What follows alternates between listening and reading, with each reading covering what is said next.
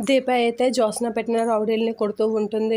దీప మీదకి అటాక్ చేసిన జ్యోత్స్న వాళ్ళ రౌడీలైతే దీప చితకబాదుతూ ఉంటుంది. అది చూసి జ్యోత్స్న షాక్ అవుతూ ఉంటుంది. ఇదేంటి గ్రాని, మనం దానికి స్పాట్ పెడితే అది వాళ్ళకి పెడుతుంది. ఇప్పుడు మనం దొరికిపోతామా ఏంటా, ఎలా అయినా అది ఇప్పుడు బతికకూడదు అని చెప్పేసి అయితే జ్యోత్స్న అంటూ ఉంటుంది. ఇదేంటి ఇలా చితకబాదుతుంది వాళ్ళని అని అయితే పారిజాతం అయితే షాక్ అవుతూ ఉంటుంది. ఇక దీప అయితే వాళ్ళని చితకబాదుతూ కొడుతూ ఉంటుంది. అది చూసి జ్యోత్స్న షాక్ అవుతూ ఉంటుంది. ఏంటి గ్రాని ఇప్పుడు ఎలా అని చెప్పేసి అంటూ ఉంటుంది. మనం ఇక్కడి నుంచి వెళ్ళిపోదాం పదే అని అంటే, ఆగు గ్రాని, పోతురాజు ఉన్నాడు కదా దాన్ని చంపడానికి అనేది అంటూ ఉంటుంది.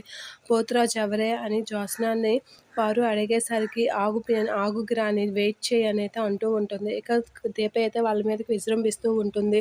ఇక పోతురాజు దాన్ని చంపేస్తాడంటావా, అదేంటి అలా కొడుతుంటే వాడిని మాత్రం కొట్టలేదా ఏంటనంటే, చూడు గ్రాని అని చెప్పేసి అంటూ ఉంటుంది. ఇక పోతురాజు అయితే కత్తి పట్టుకుని దీప పైకి వెనక్కైతే ఉంటాడు. ఇక దీప అయితే రౌడీల్ని కొడుతూ ఉంటుంది. కార్తీక్ అయితే ఏంటి ఇదంతా జరిగిందని బట్టి చూస్తే దీపకి ఏదో ప్రమాదం జరుగుతుందేమో అనిపిస్తుందని అయితే కార్తీక్ కంగారు పడుతూ ఉంటాడు. ఇక దీప పైకి అయితే పోతురాజు అటాక్ చేస్తూ ఉంటాడు. అది చూసి హ్యాపీగా ఫీల్ అవుతూ ఉంటుంది జ్యోత్స్న, పారు.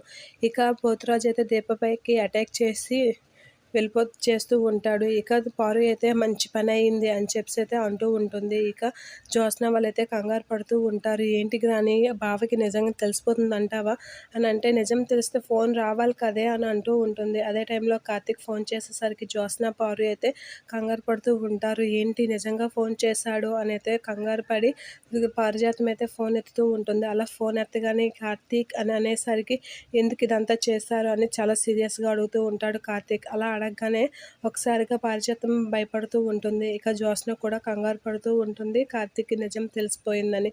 ఏం చేయాలని అయితే టెన్షన్ పడుతూ ఉంటారు ఇద్దరు.